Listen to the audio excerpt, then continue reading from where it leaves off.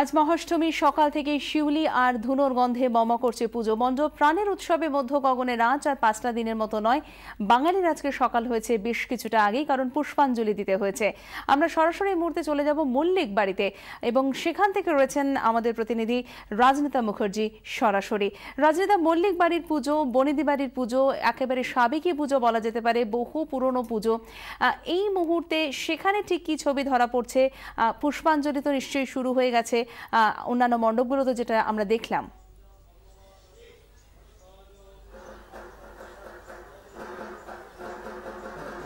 সঞ্চিতা, একেবারে তুমি যেরকম বললে যে অনেক বছরের পুজো এবং 1925 সালে এখানকার পুজো শুরু হয়েছিল এবং একেবারে যেরকম পুরনো রীতি মেনে সেই পুজো চলছে এবং আর কিছুক্ষণের মধ্যেই কিন্তু এখানে কুমারী পুজো শুরু হবে এবং কিছু এখানকার যারা পরিবারের সদস্যরা রয়েছে তাদের সঙ্গে কথা বলার চেষ্টা করব। সকাল থেকে কি কি চলছে এখানে? অনেক কিছু রীতিমতো যে প্রতি বছর যেরকম চলে এখনো সেরকম চলছে। খালি রঞ্জিত একটু ইন্টারভিউ দিচ্ছে উপরে, রঞ্জিত নামবে। রঞ্জিতের স্ত্রী দীপা ছিল, ওর ইন্টারভিউ হয়ে গেল এই টিভিতে একটু আগে। আর এর পরে আর কি কি হবে? এই তো এবার কুমারী পুজো হবে। আমরা 45 বছর ধরে এই পুজোর সঙ্গে লেগে আছি। 40-45 বছর কোয়েল আসবে এক্ষুনি তো। আচ্ছা, আর এরপরে আর ভোগ একটা খুব বড় ব্যাপার। ভোগে এখানে কি কি থাকছে আজকে? না ডিটেলসটা বলতে পারবো না।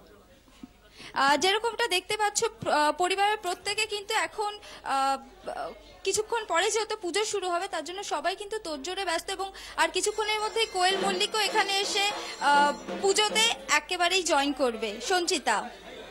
রাজনীতা, আপাতত তোমাকে ধন্যবাদ। আমি চলে যাব শোভাবাজার রাজবাড়িতে। সেখানে এই মুহূর্তে আমাদের সঙ্গে রয়েছেন অর্পিতা বসুমাইতি, আমাদের প্রতিনিধি।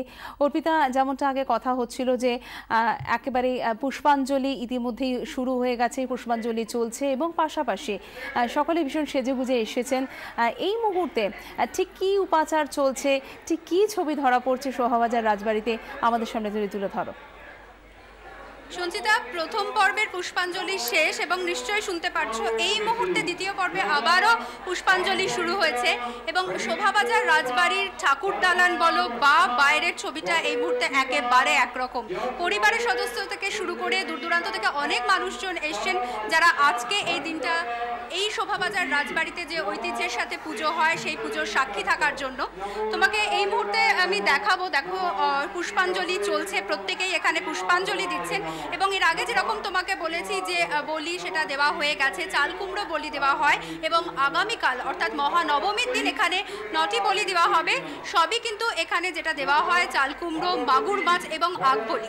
এবং আজকে সন্ধি পুজো বিকেল 5টা 10 থেকে শুরু হচ্ছে এবং যে মহাভোগ মহাষ্টমীর এখানে অন্নভোগ দেওয়া হয় না, মিঠাই ভোগ দেওয়া হয় এবং 12 থেকে 14 রকমের নানা রকমের মিঠাই এখানে ভোগ দেওয়া হয় মায়ের সামনে, যা প্রত্যেকটাই কিন্তু এই শোভাবাজার রাজবাড়িতেই তৈরি করা হয়।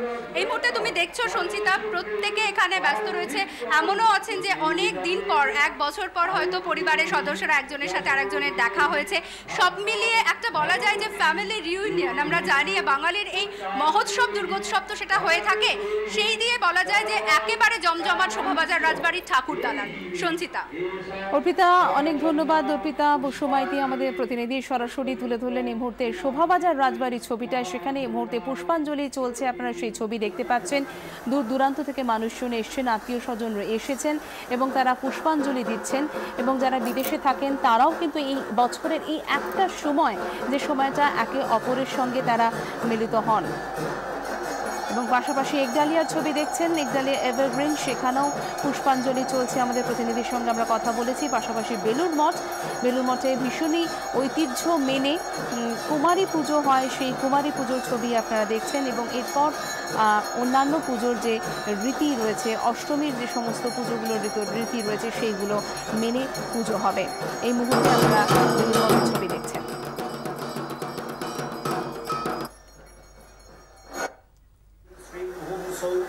इमानि उपभूषणानि उमाकुमार्यै नमः विद्याय नमः पवित्रजलताम्बूलरचना सहित सोमकर्णवैविध्याय नमः।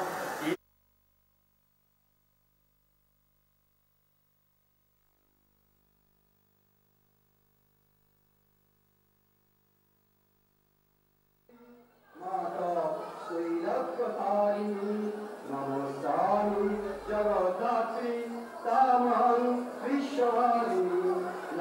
Yes, true.